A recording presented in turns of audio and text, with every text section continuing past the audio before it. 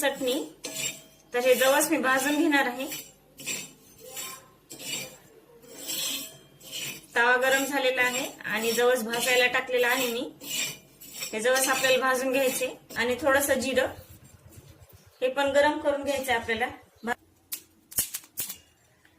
जवस छान तडतड वाजायला लागल्याच्या नंतर काढून घ्यायचे आपल्याला।